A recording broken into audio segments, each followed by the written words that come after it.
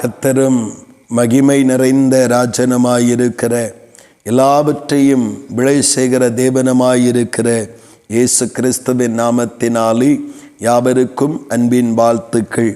தேவன் தாமே ஒருவரிலும் இன்னும் மகிமையான அதிசயங்களை செய்து மகிமைப்படுவாராக.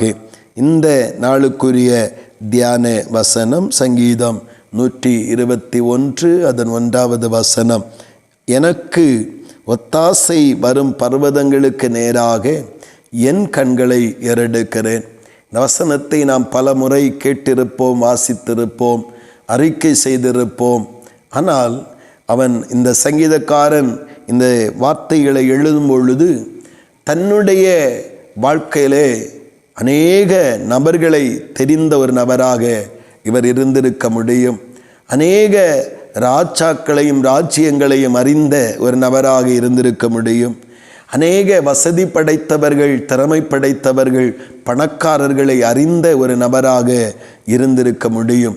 அவனுக்கு இந்த இவ்வளவு ஏராளமான மனித பழக்க வழக்கங்களும் மனித சகாயங்களும் மனித ஒத்தாசைகளும் அவனுக்கு கைக்கூடி வருகிற இடத்தில் இருந்த ஒரு மனிதன் இவ்விதமாய் சொல்லுகிறார், இந்த வாழ்வின் இந்த பகுதிகளிலே எனக்கு இத்தனை ஒத்தாசைகள் உலகத்திலே மனிதனிடத்திலிருந்தும் உறவுகளிடத்திலிருந்தும் அதிகாரத்திலிடத்திலிருந்து எனக்கு கிடைச்சாலும் எனக்கு ஒத்தாசை வருகிற பர்வதம் என் தேவனாகிய கர்த்தருடைய சமூகத்திலிருந்து என்று அவன் வெளிப்படையாக அறிக்கையிட்டு கர்த்தரை நோக்கி கூப்பிடுகிறார். எனக்கு தெரிந்தவர்களால் அல்ல, எனக்கு என்னோடு பழகினவர்களால் அல்ல, அல்லது வசதி படைத்த ஒருவர்களால் அல்ல எனக்கு ஒத்தாசை வருவது. எனக்கு தெரியும் எனக்கு ஒத்தாசை வருவது என் தேவனிடத்திலிருந்து வருகிறது. அதான் சொல்லுகிறார், எனக்கு ஒத்தாசை வரும் எந்த பர்வதமோ அந்த பர்வதத்தை நோக்கி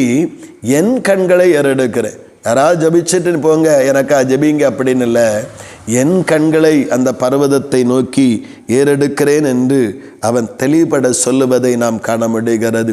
அப்படி எத்தனை சகாயங்கள் அவனுக்கு இருந்தாலும், எத்தனை ஒத்தாசைகள் பூமியில் அவனுக்கு இருந்தாலும், அவனுடைய இருதயம் வாஞ்சித்த ஒரு ஒத்தாசை, எனக்கு என்ன ஒத்தாசைகள் என்னை சுற்றிலும் இருந்தாலும் என்னை நான் நம்புகிற மாற்றமில்லாத என்னை குறைவினால் அல்லது மட்டாய் மதிப்பிடாத ஒரு சர்வ வல்லமையுள்ள தேவன் இருக்கிறார்.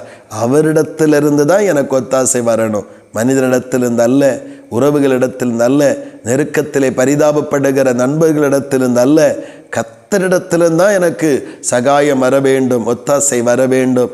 அதனால் என் கண்களை ஏறெடுக்கிற அவருக்கு நேராக என்று தன்னை ஒப்பு கொடுப்பதை காண முடிகிறது. இன்றைக்கு நம்முடைய வாழ்வில் எப்படி எத்தனையோ சகாயங்கள் ஒத்தாசை பண்ணுகிற மனிதர்கள் பூமியிலே கொடுக்கப்பட்டிருக்கலாம். ஆனால் நம்முடைய கண்கள் யாரை பார்த்து கொண்டிருக்கிறது? மனிதனுடைய முகங்களையும் ஒத்தாசை பண்ணுகிற மனித கரங்களையும் பார்த்து கொண்டிருக்கிறதா? இவைகளை தாண்டி எத்தனை ஒத்தாசை பண்ணுகிற மனிதன் இருந்தாலும் இவைகளை தாண்டி என்னை விட்டு கொடுக்காத, என்னை மட்டுப்படுத்தாத, என்னை தூற்றி திரியாத, எனக்கு இதை செய்தேன் என்று புறங்கூறி திரியாத ஒரு மகிமையான தேவன் அவர் இருக்கிறார். அவருடைய சமூகத்திலிருந்தா எனக்கு ஒத்தாசை வரணும் என்கிற அந்த தெளிவோடும் அந்த உண்மையான ஆவியின் நிலையோடு நாம் காணப்படுகிறோமா? அப்படி தேவனுடைய ஒத்தாசை நமக்கு வர வேண்டும் என்று வாஞ்சிப்போம் என்றால் அதிலே கீழே நிறைய ஆசீர்வாதங்கள் சொல்லப்பட்டு இருக்கிறது.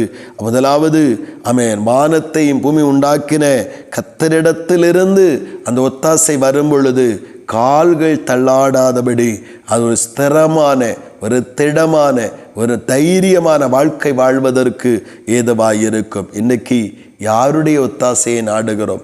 கொஞ்ச நேரம் இருந்து நீர்க்குமிழி போல காணாமல் போகிற மனித ஒத்தாசையை தேடுகிறோமா? என்றென்றைக்கும் சதா காலமும் நிலைத்திருந்து நம்மோடு இருந்து நம்மை தாங்குகிற நடத்துகிற தேவனுடைய ஒத்தாசைக்கு நேராக நம்முடைய கண்களை பதிய வைக்கிறோமா? நாம் முடிவெடுப்போம். அதற்கேற்ற பலனை அறுவடை செய்ய கர்த்தர் நமக்கு உதவி செய்வாராக. ஆமீன், ஆமீன். ஜெபிப்போம். பரலோகத்தின் நல்ல ஆண்டவரே, பரிசுத்தமான இந்த நல்ல காலை நேரத்தில் நீங்கள் தந்த ஆலோசனைக்காய் ஸ்தோத்திரம் அப்பா. எனக்கு ஆண்டவரே என்னுடைய தனிப்பட்ட ஜீவிதத்திலே ஒத்தாசை பண்ணுவதற்கும் ஆண்டவரே சகாயம் பண்ணுவதற்கும் ஏராளமான பேர் இருந்தாலும் அவைகளெல்லாம் நீர்க்குமிழி போல சில நேரம் இருக்கும், சில நேரம் இல்லாமல் போகும். இருந்தாலும் நிரந்தரமாய் இருக்காது, எப்போ வேண்டுமானாலும் அது மாறிப்போகும்.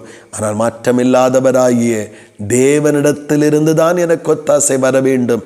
அந்த ஒத்தாசை தான் நிலையானதும் நம்மை நிம்மதி தரக்கூடியதும் திருப்தியான வாழ்வை நம்மை செமையாய் நடத்தி செல்லக்கூடியதுமாய் இருக்கிறது என்று கற்றுத்தந்த உண்மைக்காக ஸ்தோத்திரம். கர்த்தாவே, ஜீவனுள்ள நாளெல்லாம் கர்த்தரிடத்திலிருந்து வருகிற ஒத்தாசைக்காக என் கண்கள் காத்து கொண்டிருக்க கிருபை தாரும்.